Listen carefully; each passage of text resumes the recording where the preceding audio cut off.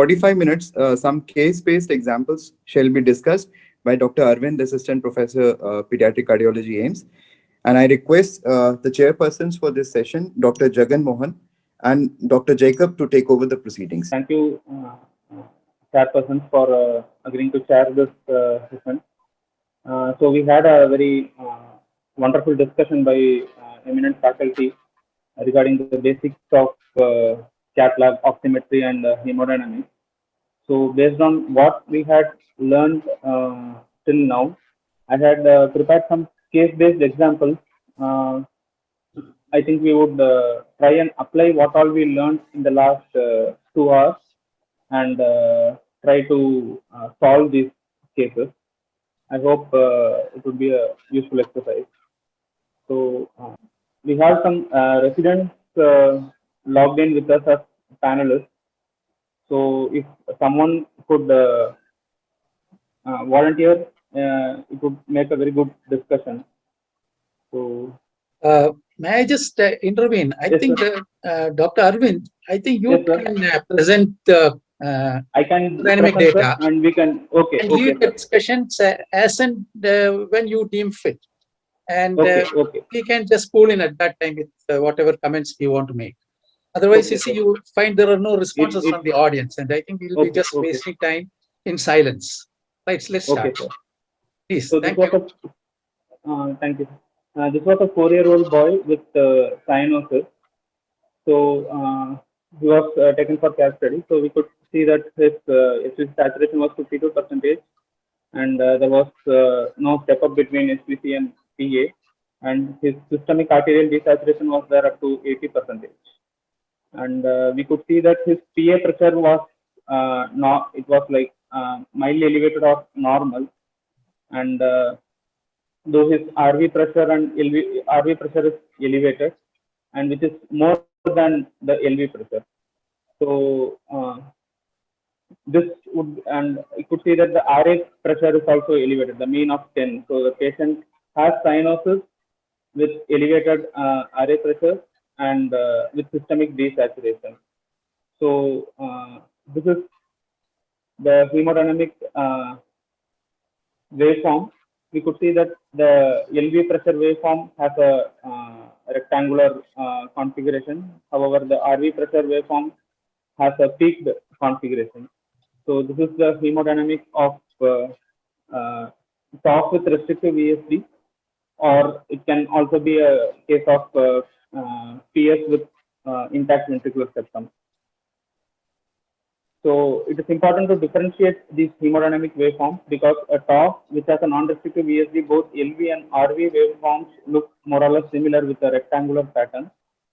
And however, the TOF with restrictive VSD, the RV pressure has a very peaked configuration.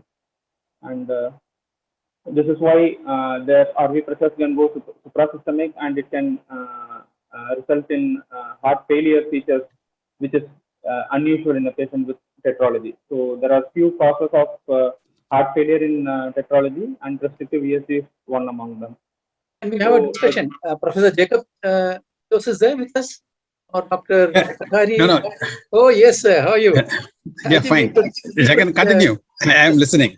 Yeah, I think we could set the ball rolling with some interesting comments. Yeah, I think we can use this tracing.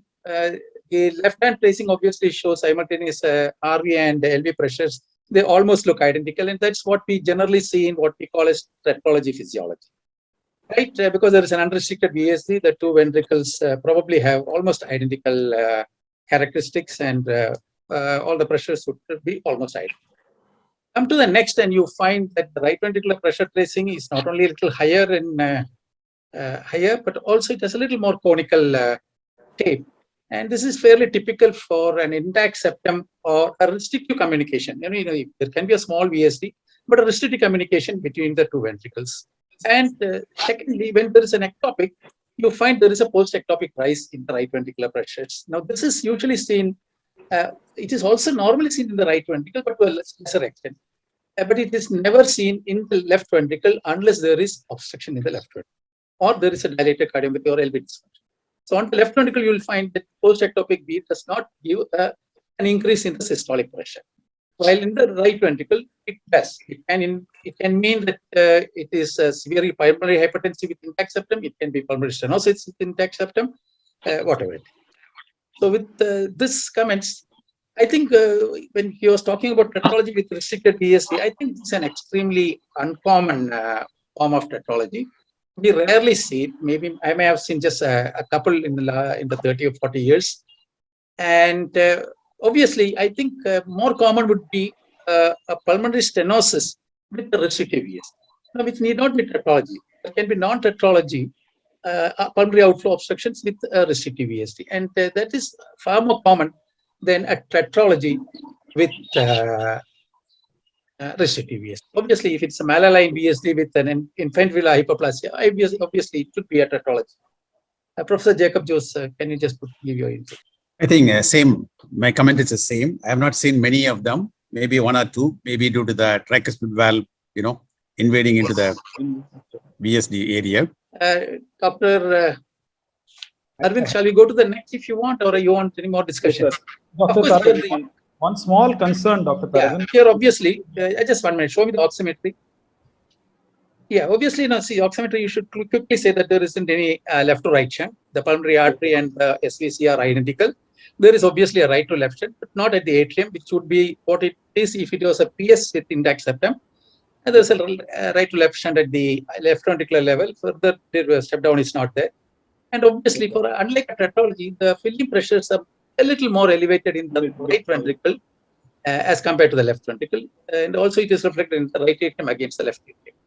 So, as he correctly mentioned, an intact, a restrictive VSD tetralogy, a rare phenomenon, but is one of the rare causes of tetralogy going into mild heart failure. We know that tetralogy usually doesn't go into heart failure unless there is systemic hypertension, aortic regurgitation, or large MAPTAs, and so on. Okay. Dr. Taragan, small question, if that's okay. I'm KK here. Yeah, KK, go ahead. We are listening. I've been looking at this data. Everything is fine. One thing doesn't fit. Sir. His PA pressures are too high for that saturation. 22/12 pulsatile pressure with a mean of 18 is normal PA pressure. That means his pulmonary arteries are being perfused at a normal PA pressure, not low. Usually, you get much lower pressures if the patient is severely desaturated. Yeah, I agree. That is not. I think that should be a good point. Yeah, I think that's right. Thank you, KK. Yeah, good evening to all. Just one more clarification. Arvind, do we have volunteers? Do we have volunteers answering? Any residents are there? Sir, we have residents in the panel, but I just want to ask them what happens to the pulse after a beat. If you are feeling the pulse, what do you feel? We are saying that pressure don't go up, then why the pulse looks better? If you see a VPC and you see the pulse after VPC, you will all invariably find that pulse looks better. And here Dr. Taragan is telling that the LV pressure is not increasing. RV pressure is increasing, but you are seeing only LV pressure. So why does the pulse look better then? It's just a thought, just for clarification, because this VPC is not very well understood by students, you see. Yeah, that's right. So, okay, we'll go on. Maybe they just can think about it. We can just tell them, that after what you feel in the periphery is the pulse pressure. And obviously the pulse pressure in the post-ectopic beat is increased. Systolic is not increased, but the diastolic amplitude, the amplitude, the pulse pressure, the diastolic to the systolic amplitude is increased. So you get it as a forceful one. That's because the long run of time vacates the circulation. So therefore the diastole goes down. So therefore you feel a better pulse. But aortic pressure does not change. That is important to understand. It's because the afterload is reduced. So the aorta can accommodate larger stroke volume without increasing the systolic pressure. I think that completes the post-ectopic. Thank you. Yeah. Okay, I will go to the next case. It's a 12-year-old boy with mild cyanosis and heart failure. And so the SVC saturation is normal, and there is a step up between SVC and PA. And we can see that the LV pressure is 148 by 22. The diastolic pressures are high, meaning there is some LV dysfunction, and which is higher than the RV pressure. And we can see that the PA pressure and RV pressure correlate, and the aortic pressure and RV pressure also correlate. So this is a classic hemodynamic of DORV with restrictive VSD. So mentioning this case because it has classical clinical findings, and very often it can be kept as a clinical case discussion. So this is the hemodynamic data of DORV with respect to VSD. So, Instead, there are very few cases or very few conditions where we have pulmonary hypertension recognizable by clinically, plus a harsh systolic murmur at the base. Basically in the third space. And I think DORV with restrictive VSD, invariably there is pulmonary hypertension, because I think this DORV with restrictive VSD is rarely associated with DORV with PS. It's usually DORV with restrictive VSD and PAH. But still, this VSD gives you a very loud murmur. So it's one of those very rare cases of a harsh systolic murmur in the presence of severe pulmonary hypertension. Arvind, I want to just add the practical way of picking this diagnosis up. So you said one important thing is the patient is clearly cynos. That's very clear. And then the step down is happening from LV to aorta level. So there's a step down happening from LV to aorta level. LV to aorta level. Aorta level. There is, and then if you look at it, then the aortic pressures are actually correlating with the RV pressures. Yeah, and saturations too. Saturations and pressures are correlating with that. So there is only one diagnosis possible when you have something like this VSD PS like physiology or VSD PS like physiology, where LV and PA are LV and RV are discordant. Here the LV pressure is suprasystemic. So this is possibly the only condition where LV can become suprasystemic in a VSD situation in the absence of aortic stenosis. Also, it will give a pensystolic murmur. So there are very few causes of pensystolic murmur in a cyanotic child. In the presence of this is one of that. So moving on to the second case. This is a 50-year-old male who was a retired naval officer and is a chronic smoker. He has complained of dyspnea and expression and palpitation for the last 2 years. And on examination, he has systemic desaturation, saturation of 92% with normal JVP. And apex is in the left fifth intercoffin space in mid-clavicular line. S2 is wide pitch with a loud P2 with a grade 2 ejection systolic murmur. ECG is suggestive of normal sinus rhythm with right axis deviation and QS complex is in V1. And X-ray is suggestive of increased flow, increased mild cardiomegaly with dilated central pulmonary arteries and increased flow as well. And there are lung parenchymal changes with hyperinflation suggestive of COPD also present in this patient. So on transthoracic echocardiography, there was dilated RA and RV with suspected dropout in the superior sinus venosus region. And he had pulmonary hypertension, echo-derived, Doppler-derived right ventricular systolic pressure of 75 plus right atrial pressure. So this he was taken up for a CAT, and this was the baseline data. We could see that there was a step up at the SVC level between high SVC and low SVC, suggestive of a sinus venosus defect. And the mixed venous saturation is 60, and the PA pressures are elevated, 80/30 with a mean pressure of 47, as against the aortic pressure of 170/92. He is hypertensive, and though the LV diastolic pressures are not that much elevated. So his QPQS on this data came out to be 1.8 with a PVRI of 5.9. He has systemic desaturation as well, saturation of 93, and his pulmonary vein is also not fully saturated. It is 95%. And his PVR-SVR ratio is 0.19. So any comments on has to, is this data suggestive of clear-cut operability, or and can we proceed with this data itself, or should we do more in this patient with the ASD? I think the PA pressures are grossly elevated, isn't it? Yes, sir. PA pressure systolic is 80 and aortic saturation is only 93. I think we need more data. Sir, can I think I would proceed for an oxygen study or a sildenafil. Predominantly, we will go for oxygen studies. In this patient, I have gone through the data, so I wouldn't jump with you. Okay, sure. In this patient, vasoreactive study was done with nitric oxide and 25% FiO2. And the PA pressure, there was marginal decrease in the PA pressure. And post INO, the QPQS was 2.1 with PVRI of 4.5, and with the PVR-SVR ratio of 0.134. And on sildenafil also the data was taken. So the QPQS on sildenafil was 2.13 with PVR of 3.79 and with the PVR-SVR ratio of 0.14. So to summarize all the hemodynamic findings on baseline, nitric oxide, and on sildenafil. So this is how the patient's data came out to be. So Yeah, shall I just please leave this slide as it is? See, because I have some small little queries to ask. Maybe you also. which slide, sir? No, the last slide. The last slide. Summary of the things, because that Yes, gives sir. you the flow.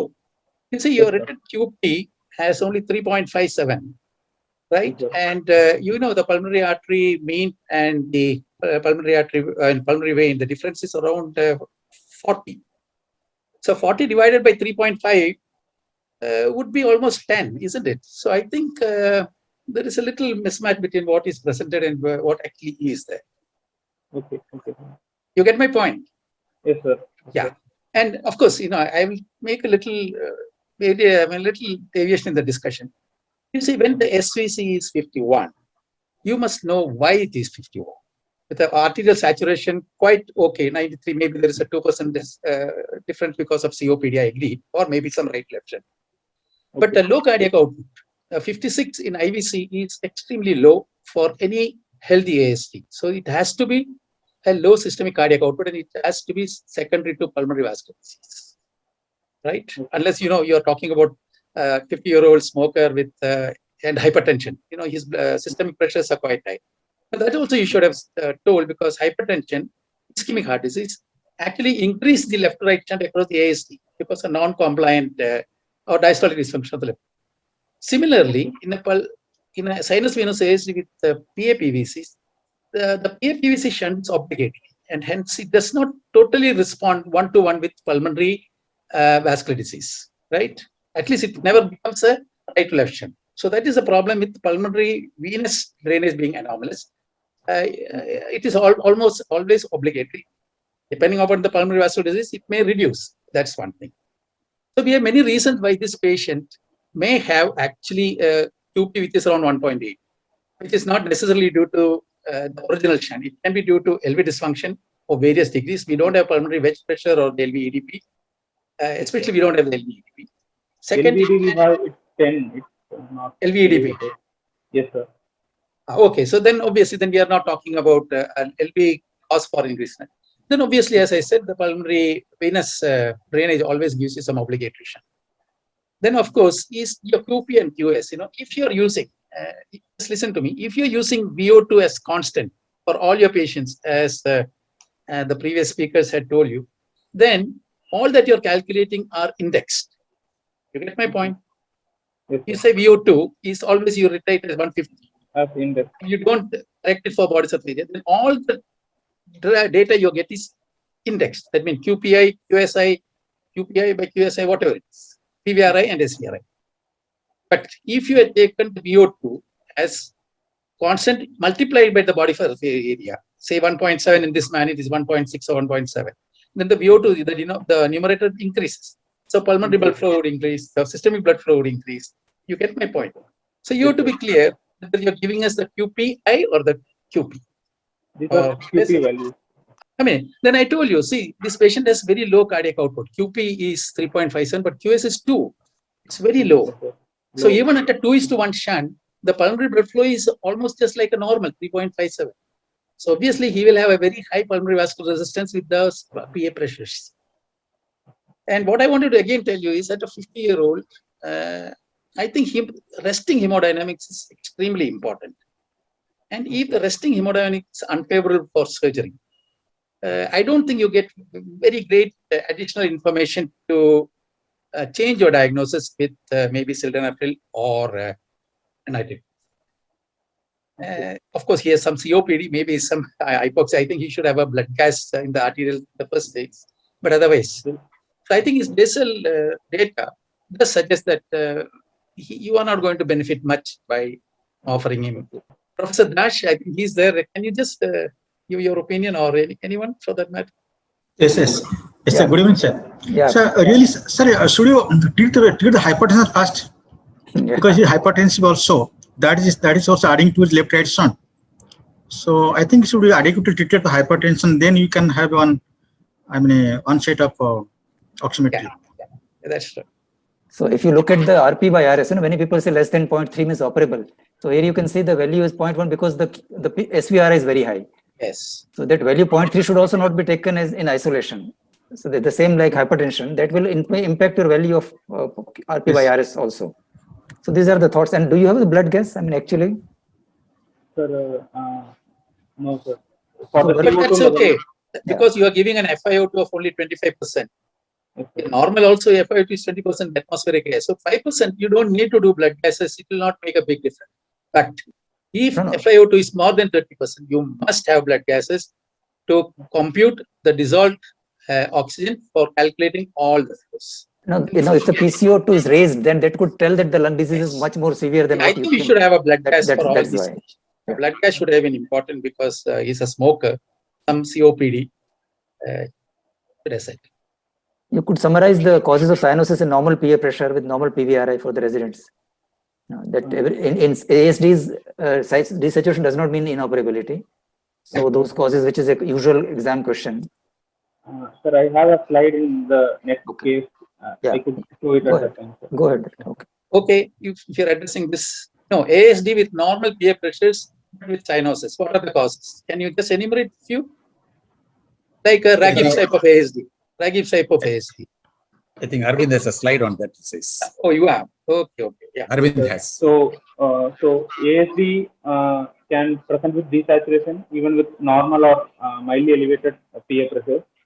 The commonest causes would be admixture of systemic and pulmonary venous blood, which can, if the ASD is very large or it's a common atrium type. When there are anomalies of systemic venous connections, such as unroofed CS and LSVC to left atrium or total anomalous systemic venous connections, which are rare. And one common cause which very often we do see is the TR jet being directed towards the ASD into the LA, and at times the eustachian valve might be very prominent, directing the IVC blood towards the PFO into the towards the ASD into the LA. And other causes of reduced RV compliance, such as those with severe PS, RV cardiomyopathy, and RV myocardial infarction, are other causes which we should think of. And other causes of elevated RA pressure, such as tricuspid stenosis, RA myxoma, pericardial constriction, and positive pressure ventilation. This all can lead to desaturation in a patient with ASD with normal PA pressure. And very occasional rare causes would include abnormal orientation of the atrial septum caused by compression from outside, or abnormal orientation due to post pneumonostomy patients has also been reported. Yeah, that's very exhaustive. So the third case, this is a 56-year-old male with in functional class 3. He is a patient of RSD who has underwent closed mitral valvotomy, and he had now was presented with severe MS restenosis and severe PAS, and his ECG showed AF with controlled ventricular rate. And on echocardiography, he had severe MS by mitral valve area by planimetry was 1 with a gradient of 20 by 8 and a gradient of 8. There was no ASD. His RA, RV, and corner sinus were dilated, and there was mild RV dysfunction noticed. X-ray shows evidence of PVH and cardiomegaly with left, and increased evidence of increased flow is also evident. So he underwent a CAT study in which his HVC pressures were on the higher side, 74, and it was surprising that the pulmonary artery wedge was 8. There was no gradient between left pulmonary artery wedge and the left ventricular end diastolic. Gradient was not there, as also seen in this simultaneous wedge and LPA wedge and LV pressure tracing. How do we proceed next? So what happened was more hemodynamic data was obtained in this patient. His SVC saturation was 74, and other venous saturation was the high SVC in the right integral jugular vein. It was 61. So there was step up between the high SVC and low SVC, and even the left innominate vein had a higher saturation. His left subclavian vein had a low saturation. So there was some evidence of step up happening at the innominate vein level, and his right pulmonary artery wedge was elevated, and there was a end diastolic gradient between when the catheter was wedged on the right pulmonary artery, and his CS saturation was also elevated. So this was a case with severe MS with partial anomalous pulmonary venous connection to left innominate vein and coronary sinus.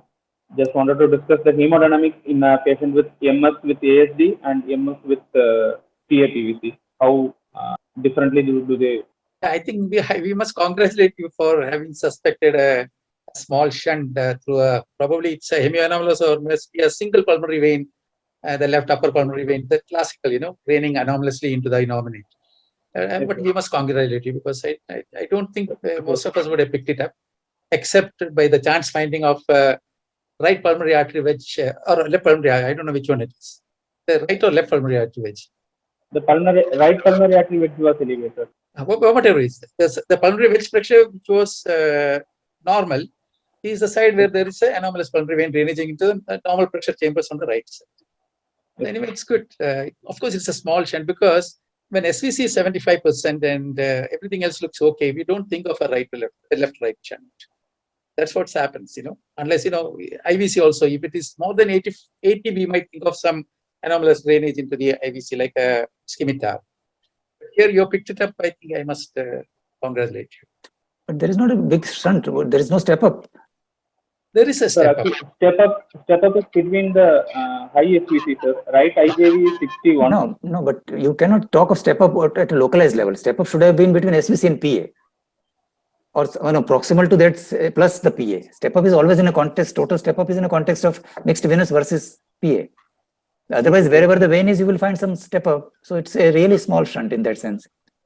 But the interesting thing could be go back to X-ray. Can you pick up a differential vasculature? Because that is how PAPVC with MS you start thinking. Actually, there are evidence of increased flow in this X-ray. Usually, in a good PAPVC with MS case, you will find some difference in two sides. So here which side is the argument is actually which side shows more vasculature there, because there are hemodynamic reasons for two different opinions actually.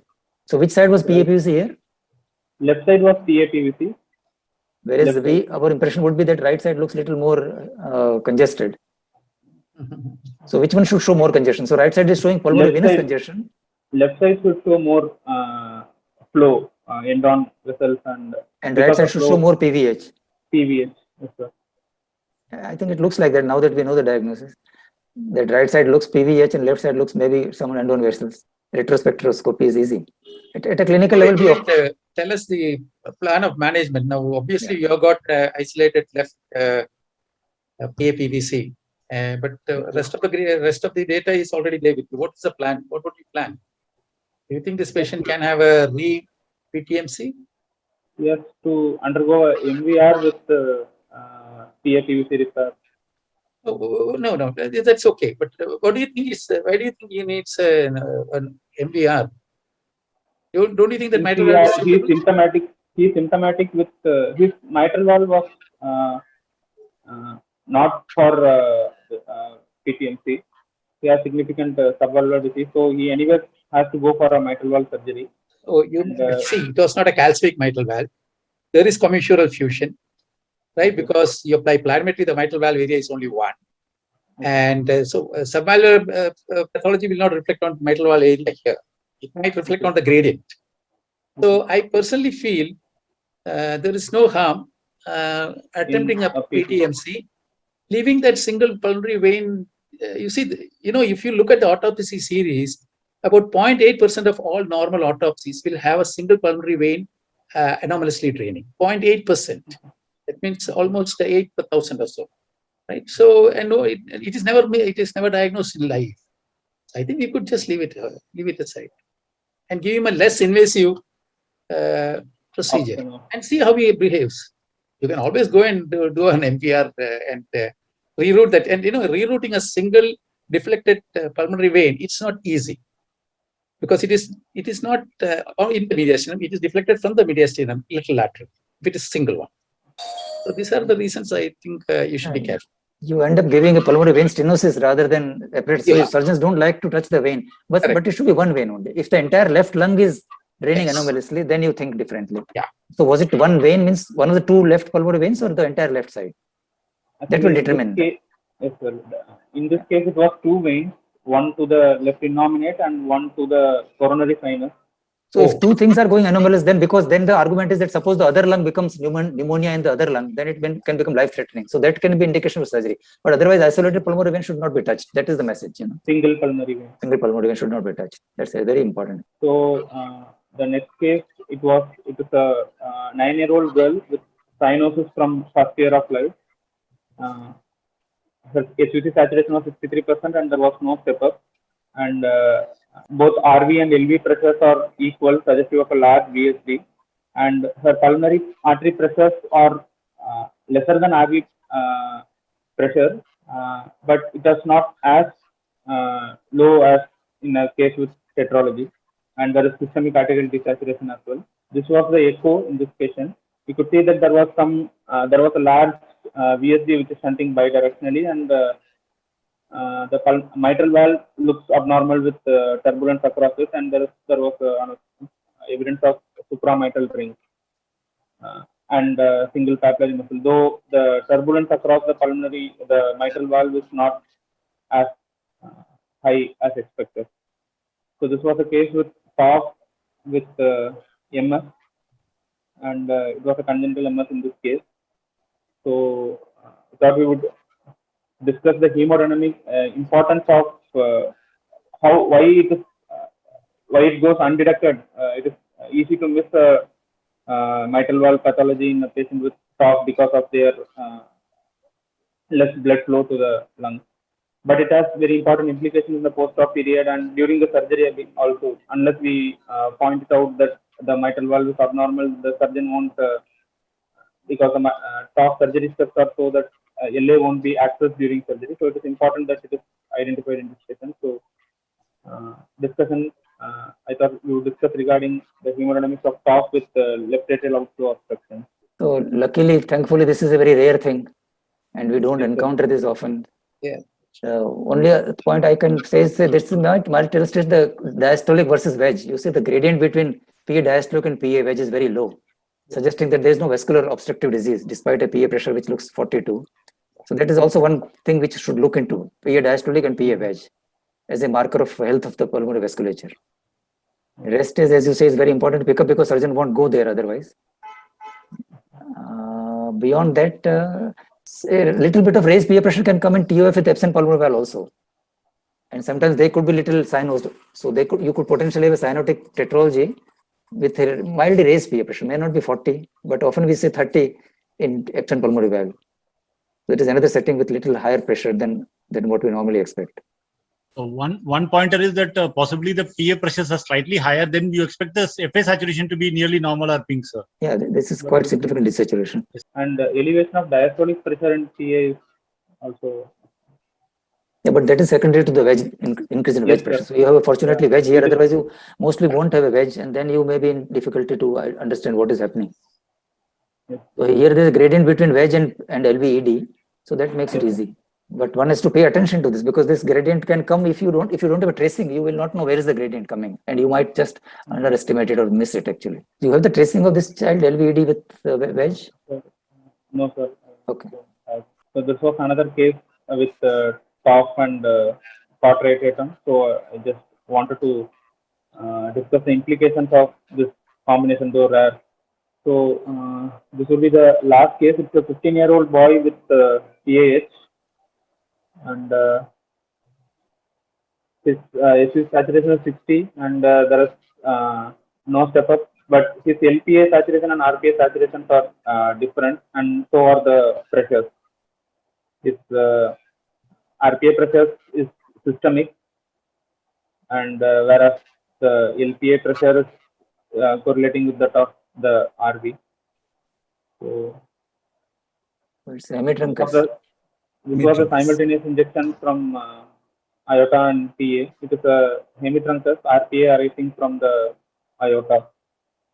So operability assessment in this patient is difficult because of these reasons. The pressures are different as we saw in the CAT data, and the flows are also different, and estimating flow using CAT in these patients is cumbersome and it's impossible also. So PVRI also turns out to be different. So pressures, as we had obtained from CAT data, for flows we resort to obtaining it from cardiac MRI.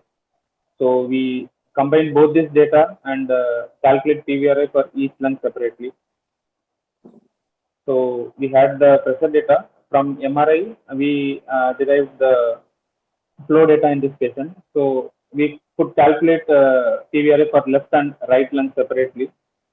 For the left lung, which is normally connected to the RV, the PVRI is 4.56, whereas for the right lung, which is connected to the systemic artery, the PVRI is 45.8. So based on this, can we take a decision regarding the patient's operability? Actually, this patient was operable despite a high elevated PVRI in one lung, unless the point which I wanted to make is unless the PVRI in one lung is low, unless one lung is protected, the patient remains operable. So in hemitruncus, it could be considered that the lungs are connected in parallel, and for calculating the total PVRI in this condition, we should in fact add the reciprocal of both the PVRI to get the reciprocal of the total PVR. So in this case, the ultimate the total PVRI turned out to be 4 Wood units, and this patient underwent a surgery, and post-operatively on follow-up, his PA pressures in fact decreased as well. In fact, normalized, and he was able to be stopped off pulmonary vasodilator therapy. So we keep on saying this, that as long as one lung is normal, patient is operable, no matter what.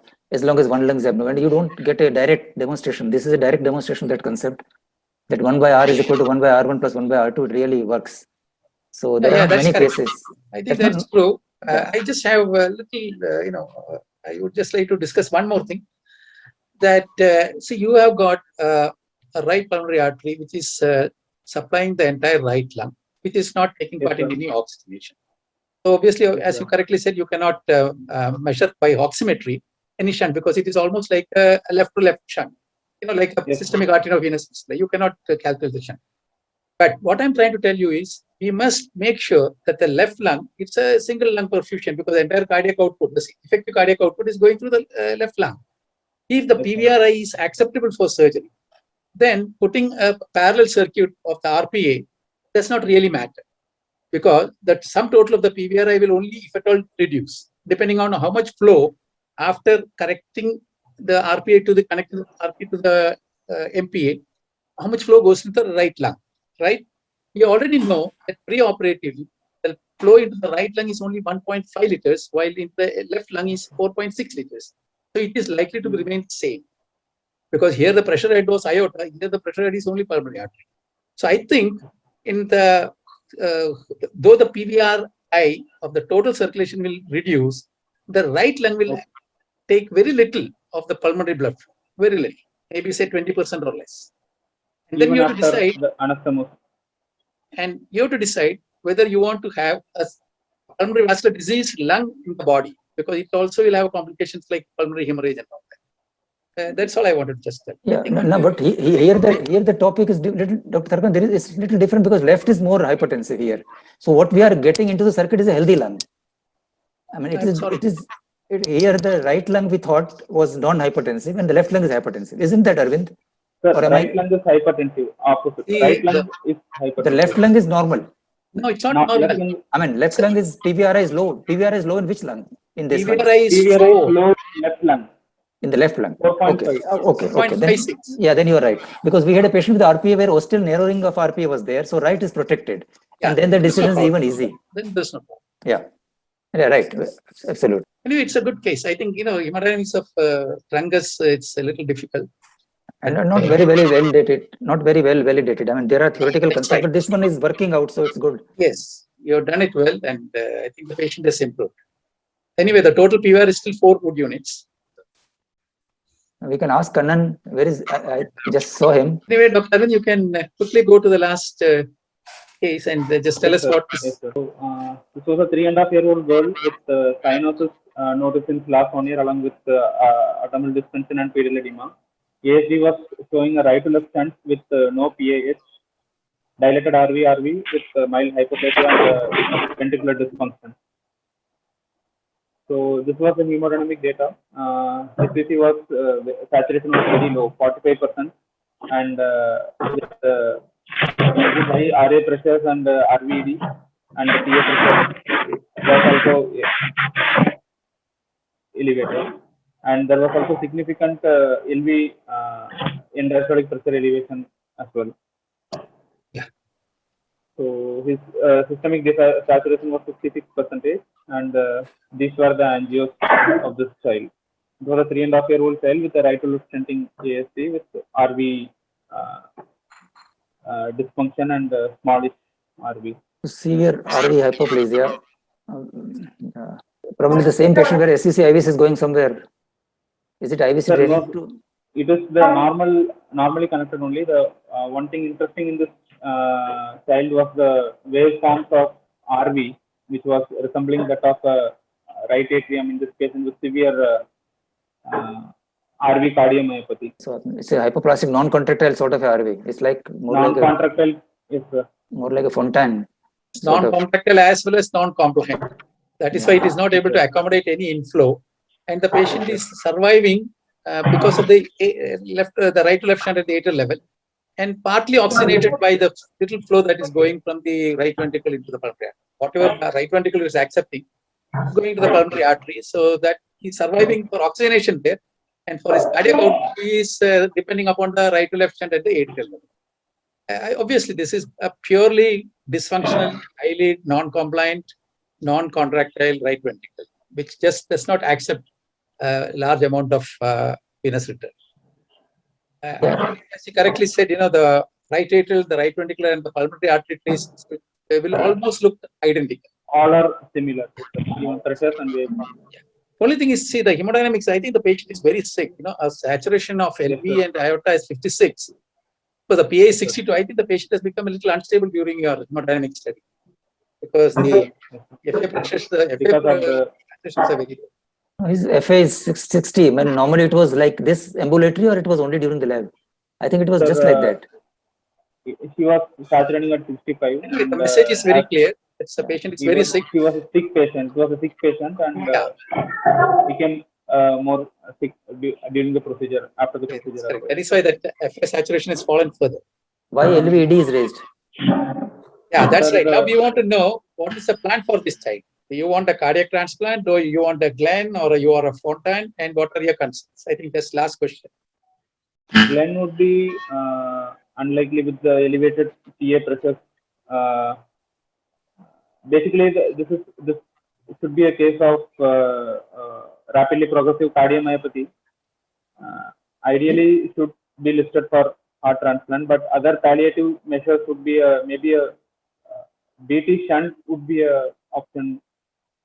Yes, that also came to my mind, that the BT shunt may be, but you see the LV is already overloaded. You are going to overload it still further. We overloaded more. Glenn, it would have been better, but the LV contractility is good. Now we have to just, I think you should do an MRI to see if the left ventricle is totally normal. And all this elevation of ADP is purely due to severe hypoxemia.